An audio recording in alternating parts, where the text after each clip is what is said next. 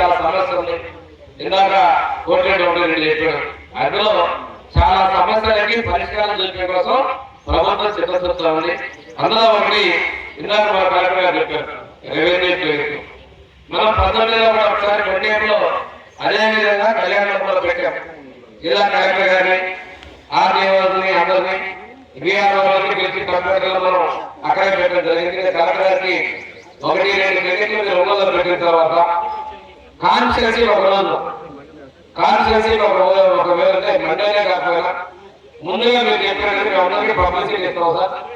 ఒకరోజు కాన్స్టిట్యున్సీ ఏర్పాట్లలో మనకున్నటువంటి రేపు 6 రోజులు మనం మొత్తం మీరు పెట్టినట్లయితే సగం పక్షాలకు అవకాశం ఉంటుంది.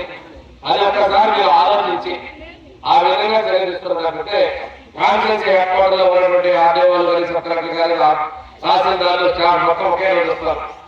అది ముందుగానే వీలైతే గ్రీవెన్సెస్ కూడా ఎంఆర్ఓలే కొంత కలెక్ట్ చేసుకున్నాం. మ్యాక్సిమం పరిష్కారానికి ఒక వేదిక కూడా ఉంటుంది అనేసి కలెక్టర్ గారు నేను రిక్వెస్ట్ చేస్తున్నాను. ఆ విధంగా ఒక ముందడుగు తీసుకున్నట్టయితే మనం పరిష్కారానికి మార్గం సుఖం ఉంటుందని. దీనిలో ప్రధానంగా 2014లో ఎన్నికలకు ముందు ఈ భూములు 23 బయటకు వచ్చేసింది.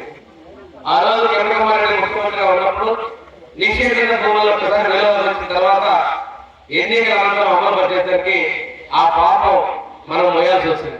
చాలా గుడిపోయేది ఉండేది. రెండోది సర్వీస్ ఇవ్వడం అంటే బోధ కాపాలు, భజంత్రులు అని, అదేవిధంగా అర్చకులని, పూజారి మాన్యాలు, రకరకాల మాన్యాలు ఉంటాయి.